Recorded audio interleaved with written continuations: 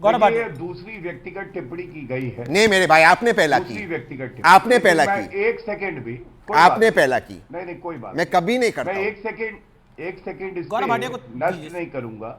मैं केवल एक बात कहूंगा, अमित जी आप याद करिए, एक बड़ी ही प्रतिष्ठित मूवी है शोले, तो शोले में एक जोड़ी थी जय वीरू की।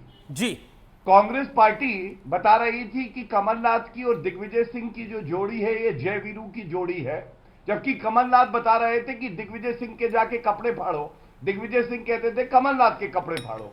हुआ क्या, अरे जय कांग्रेस के वीरू ही की कपड़े जो फट जोड़ी गए थी वो पॉलिटिकली। शिवराज जी की और ज्योतिरादित्य, मैं बात पूरी कर लूं जी अमित जी भाई। जी जी गौरव। तो हुआ ये कि जो जय वीरू की जोड़ी जिसको ये समझ रहे थे वो भाजपा में शिवराज जी और हमारे ज्योतिरादित्य जी की जोड़ी है, और इनकी जो जोड़ी थी वो गब्बर और कालिया की थी। गब्बर कालिया से कहता था कितनी सीटें हैं, कालिया कहता था 3, और वही हाल हो गया, पूरी तरह से नष्ट हो गई, तीनों प्रदेश हारे हैं। और इसी बात पे कल जो नरेंद्र मोदी जी ने प्रेरणा देते हुए जो हमें मुझे सीख दी है, वो सीख ये है, हैट्रिक हुई ना कल, अभी एक हैट्रिक बाकी है 2024 की, तीसरा टर्म जो हमारे प्रधानमंत्री ने अपनी मेहनत से कमाया है, जनता उनको अवसर देगी। ये बड़ा इंपॉर्टेंट है। मैं इसी पर आता हूं, नरेंद्र मोदी कह रहे हैं, तहसीन मैं आपके पास आऊंगा, लेकिन आचार्य प्रमोद कृष्णम, नरेंद्र मोदी कह रहे हैं कि ये जीत की हैट्रिक है 3 राज्यों के अंदर, और ये 24 में भी एक हैट्रिक लगेगी, तीसरी बार मोदी सरकार आएगी। और आज सदन के अंदर ये नारे भी लगे, तीसरी बार फिर मोदी सरकार।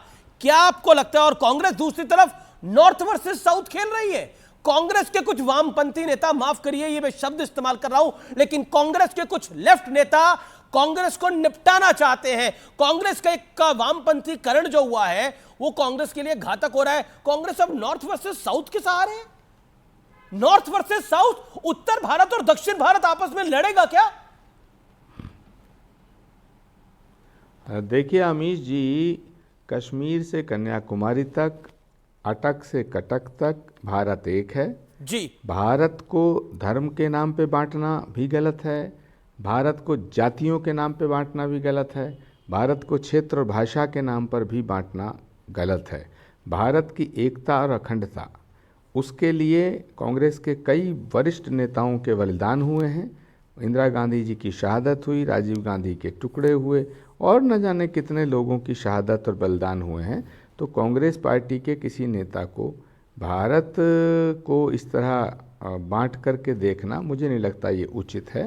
हो सकता है उनके निजी विचार हों, लेकिन प्रश्न ये पैदा होता है अब कि भाई मोदी जी अब की बार, दूसरी बार, तीसरी बार अखिलेश जी ने कही।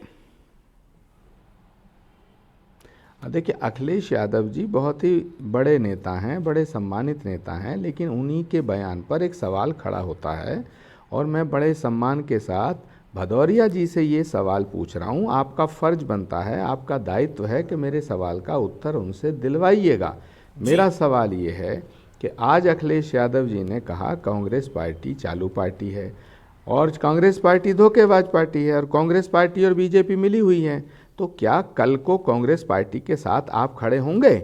और यदि आप कांग्रेस पार्टी के साथ खड़े होंगे तो देश की जनता में ये मैसेज नहीं जाएगा कि कल आप क्या कह रहे थे, आज आप क्या कह रहे हैं। तो मुझे लगता है कि अखिलेश जी की पार्टी के राष्ट्रीय प्रवक्ता महोदय को ये स्पष्ट करना चाहिए कि अगर कांग्रेस पार्टी और भाजपा मिले हुए हैं जैसा कि अखिलेश यादव कह रहे हैं, तो फिर कांग्रेस पार्टी के साथ इंडिया गठबंधन का औचित्य और अस्तित्व क्या बचता है? ये मेरा एक सवाल है।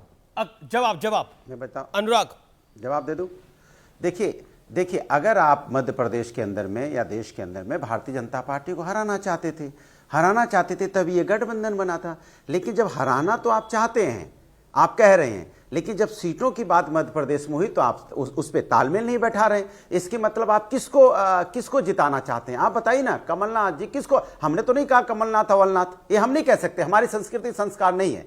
लेकिन मैं आपसे पूछना चाहता हूं, अगर आप मिलकर चुनाव नहीं लड़ रहे थे मध्य प्रदेश में तो आप किसको जिताना चाह रहे थे? हम तो कह रहे थे ना कि भारतीय जनता पार्टी को हराना है तो आइए साथ मिलकर लड़ते हैं। तब आप वहां पे हमें 2-2 बजे तक बैठाए रखेंगे, उस सीट भी नहीं देंगे, और उसके बाद जो शब्दों का भी इस्तेमाल करेंगे तो आपको आप अपमान भी करेंगे, उसके बाद आप कहेंगे कि हम मिले हुए नहीं हैं, तो आपको क्या समझा जाए? यही समझा जाएगा ना कि आप भाई किसी भारतीय जनता पार्टी को जिताने के लिए मध्य प्रदेश में काम कर रहे हैं, क्योंकि आप साथ लड़ना नहीं चाहते। जवाब भाई अनुराग जी, आपको जो कांग्रेस पार्टी का बयान है या कांग्रेस पार्टी का जो व्यवहार है मध्य प्रदेश में, उसने आपके दिल को दुखाया, आपको बुरा लगा, आपको नाराजगी है, आप उस पर खफा हैं, आप उस पर नाराज हैं।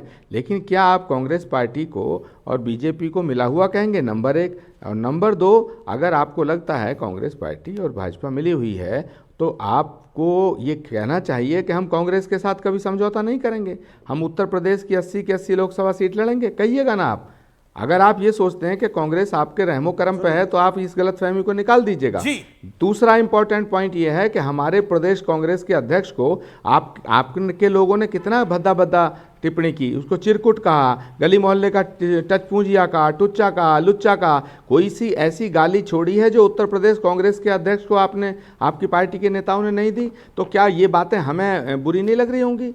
तो सवाल इस बात का है कि मर्यादा अगर एक तरफ से टूटती है और दूसरी तरफ से उस मर्यादा का अनुराग जवाब, लुच्चा टुच्चा और पता नहीं क्या क्या बोला आपने, मर्यादा क्या बोला? सुन लीजिए, गली का नेता बोला। कांग्रेस पार्टी के नेताओं का आपने कितना सम्मान किया कि उन्हें टुच्चा कह रहे हैं, लुच्चा कह रहे हैं, गली मोहल्ला का गुंडा कह रहे हैं। हमारे प्रदेश कांग्रेस के अध्यक्ष टटपूजिया कह रहे हैं, हमारे प्रदेश कांग्रेस अध्यक्ष समाज। अरे सुनिए ना, आप बहुत कितनी बात रिपीट करेंगे बात। आपने कांग्रेस के नेताओं का सम्मान किया। सुन तो लीजिए भाई, आप कौन बोला, मैं किसका जवाब दूं? भाई वो दोनों लोग चिल्लाने लगते हैं, मैं कह रहा हूं कि भाई आपका लड़ाई किससे है? भारतीय जनता पार्टी से, समाजवादी पार्टी से? पहले ये तय कर लीजिए, आपकी लड़ाई भारतीय जनता पार्टी से कि समाजवादी पार्टी से? आप बीजेपी से नहीं लड़ रहे, आप समाजवादी से लड़ रहे हो। इनमें सीज फायर कराइए।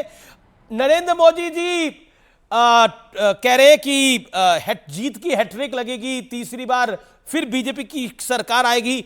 यहां पे भी एक हैट्रिक लग रही है, यहां पे 3 राज्य चले गए हैं, आपस में झगड़ा हो रहा है।